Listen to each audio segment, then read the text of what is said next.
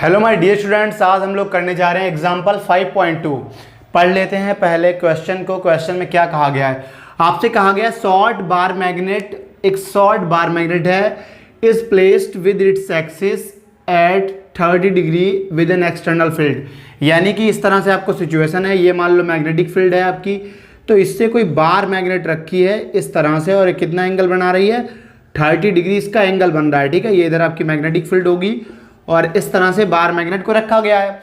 फिर आपसे क्या कहा गया है, और जो फील्ड की वैल्यू दी गई है B, तो B इज इक्वल टू आपका गिवन है 800 गॉस, और 1 गॉस इज इक्वल टू होता है 10⁻⁻⁴ टेस्ला।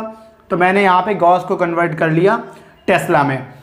एक्सपीरियंस टॉर्क, टॉर्क कितना दिया गया है, टॉर्क आपसे कहा गया है 0.016 न्यूटन इंटू मीटर। ठीक है, और एंगल थीटा की बात करें तो थीटा इज इक्वल टू में कितना दिया गया, ये आपका 30 है।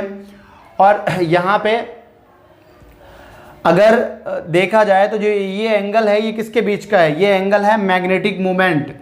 मैग्नेटिक मोमेंट यानी कि ये आपका क्या है, टॉर्क है। What is the magnetic moment, तो मैग्नेटिक मोमेंट आपका साउथ से नॉर्थ होता है, ये आपका साउथ हो जाएगा, ये नॉर्थ हो जाएगा, इधर आपका मैग्नेटिक मोमेंट m हो जाएगा। सबसे पहले केस में आपको ये पार्ट में निकालना है, कैलकुलेट करना है m equals to question mark. ठीक है, तो पहला पार्ट कर रहे हैं। हमें पता है टाउ इज इक्वल टू होता है आपका mb साइन थीटा। यहां से हमें क्या पता है, क्या तो हमें m निकालना है, टाउ पता है, b पता है, साइन थीटा की वैल्यू पता है। तो दिस इंप्लाइज दैट निकालना है m will be equal to tau upon v sine theta. और टाउ की वैल्यू कितनी गिवन है आपको, टाउ दिया गया है आपको 0.016, और अगर हम b की बात करें तो v है आपका 800 इंटू 10⁻⁻⁴, और इसको भी रफ नहीं करना क्योंकि इसको पढ़ने की जरूरत पड़ेगी। साइन की वैल्यू साइन 30 डिग्री, इसको हम लोग इधर सॉल्व करेंगे। ठीक है, इधर सॉल्व करते हैं। तो ये आपका ये पार्ट था, इसका सोल्यूशन हम लोग करेंगे इधर। तो यहां से m will be equal to 0.016 upon 800 है, या फिर हम इसको लिख सकते हैं, अभी रुक के लिखेंगे। ठीक है, 10⁻⁻⁴ है, और साइन 30 की बात करें तो ये आपका 1/2 होता है, 2 ऊपर पहुंच जाएगा। तो ये कितना हो जाएगा, जब ऊपर पहुंचेगा इसको थोड़ा कम कर लेते हैं। यहां हम इसको 3 डिजिट इधर पॉइंट जो यहाँ पे लगा है 1 2 3 डिजिट इधर डिस्प्लेस कर देंगे राइट की तरफ, तो ये आपका कितना हो जाएगा 16 हो जाएगा, इंटू 10⁻⁻3 2 पहुंचेगा ऊपर, अपॉन में कितना है 800 है, इंटू 10⁻⁴ को भी भेज देते हैं कहाँ ऊपर, तो ये आपका ऊपर पहुंच के प्लस का हो जाएगा। 8 आपका कितना है, 8 बन जाए 8, और 8 2 जा 16, यहाँ पे आपका 100 बच जाएगा। अब इसके बाद में ये आपका कितना हो जाएगा, 2 2 जा 4 हो जाएगा, इंटू 10⁻⁻3 प्लस का 4, ये ऊपर पहुंचेगा, ये माइनस का 2 हो जाएगा। तो ये आपका 4 इंटू 10⁻⁻4 और 5, तो माइनस का 1 हो गया, इसको लिख सकते हैं 0.4। और मैग्नेटिक मोमेंट जो है ये आपका कितना निकल आएगा 0.4, ये आपका आंसर हो जाएगा।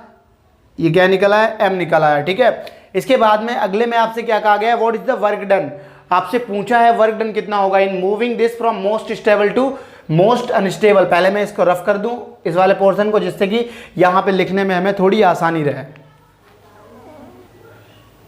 चलिए अब आगे देखते हैं। अब इसके बाद में आपसे पूछा गया वर्क डन, तो वर्क डन जो है आपका W इज इक्वल टू क्या होता है, माइनस का PE cos θ1 माइनस cos θ2, और यहां पे क्या हो जाता है, यहां पे हो जाता है आपका माइनस का MB, तो M और B। ठीक है, वैल्यू रखेंगे। अब जो θ1 है, θ1 कहने का मतलब है इनिशियल, तो इनिशियली किधर से किधर मूव किया गया, मोस्ट स्टेबल। स्टेबल की बात करें तो स्टेबल कब होता है, स्टेबल जब होता है जब आपके पैरेलल हो, दोनों इस तरह से हो, यानी कि जिधर मैग्नेटिक फील्ड है उधर ही क्या हो, मैग्नेटिक मोमेंट हो। यानी कि जो आपकी कॉइल पड़ी है उसका इधर आपका साउथ पोल हो, इधर नॉर्थ पोल हो, ये आपकी एक्सटर्नल फील्ड हो। ठीक है, दोनों एक डायरेक्शन में होंगे। अगर दोनों एंटी होंगे, मान लो आपका मैग्नेटिक मोमेंट इधर है और जो आपकी मैग्नेटिक फील्ड है वो इधर है, तो इस केस में क्या ऊपर तक का विजिबल है, ठीक है विजिबल है, तो इस केस में क्या हो जाते हैं, ये एंटी हो जाते हैं, एंगल आपका हो जाता है 180। यहाँ पे ये माने जाते हैं अनस्टेबल, और इस केस में आपके कैसे होते हैं, तो यहाँ पे होंगे स्टेबल। ठीक है, तो पहले वाले की बात कर रहे हैं माइनस का m कितना निकल के आया, m निकल के आया आपका 0.4, और b की वैल्यू हमें कितनी दी गई है, तो b आपका गिवन है 800 इंटू 10⁻⁻4 ब्रैकेट में कॉस थीटा 1, तो कॉस थीटा 1 आपका क्या हो जाएगा, स्टेबल के लिए थीटा आपका 0 होता है, तो ये आपका कॉस 0 हो जाएगा, और माइनस कॉस, ये आपका कितना है, कॉस थीटा 2 कॉस 180, तो माइनस कॉस 180 हो जाएगा। अब अगर इसको देखें तो ये आपका कितना हो जाएगा, 0 8 4 जा 32, तो ये आपका 32 हो जाएगा, और पॉइंट है एक डिजिट के बाद, तो पॉइंट एक डिजिट के बाद लगा दिया, इंटू 200, तो ये आपका 320 हो गया, इंटू 10 टू दी पावर -4, और ये आपका cos 0 की वैल्यू 1 होती है, माइनस cos 180 की वैल्यू कितनी होती है, -1, तो 112 हो जाएगा। यहाँ पे आपका इसको सिंप्लीफाई करेंगे तो ये आपका हो जाएगा 0.032, ठीक है। 4 डिजिट है तो पॉइंट जो यहाँ से है उसको 4 डिजिट डिस्प्लेस कर देंगे, एक जीरो और लगाना पड़ जाएगा इधर, और 0.032 हो जाएगा, इंटू इधर आपका 1 + 1 कितना हो जाएगा 2, तो ये आपका हो जाएगा 0.064 जूल, ठीक है। ये आपका क्या निकला है, ये निकल आई आपकी एनर्जी। इसके बाद में हम बात करते हैं अगले वाले के लिए। अगला वाला आपका थर्ड वाला है, इसको रफ कर देते हैं थोड़ा सा। और थर्ड वाले में कहा गया है कि ये जो आपकी मैग्नेट रखी थी इसको रिप्लेस कर दिया गया है एक सोलेनॉइड से, लेकिन जो मैग्नेटिक मोमेंट है वो सेम रखा गया। तो सी पार्ट में क्या हो जाएगा, ये आपका बी पार्ट था, सी पार्ट में क्या हो जाता है, सी पार्ट में हमें क्या निकालना है, अगर हम मैग्नेटिक मोमेंट की बात करें, मान लो अगर एक आपके पास सोलेनॉइड है, सर्कुलर लूप है, इसमें करंट आई फ्लो कर रहा है और इसमें नंबर ऑफ टर्न्स n है, तो मैग्नेटिक मोमेंट क्या था, आई है, जहां ए क्या था, ए इसका एरिया था, लेकिन अगर n नंबर ऑफ टर्न्स थे तो m इक्वल टू क्या हो रहा था, n आई ए। अब मुझे निकालना है i, तो i will be equal to m upon n A, ठीक है, m अपॉन n ए।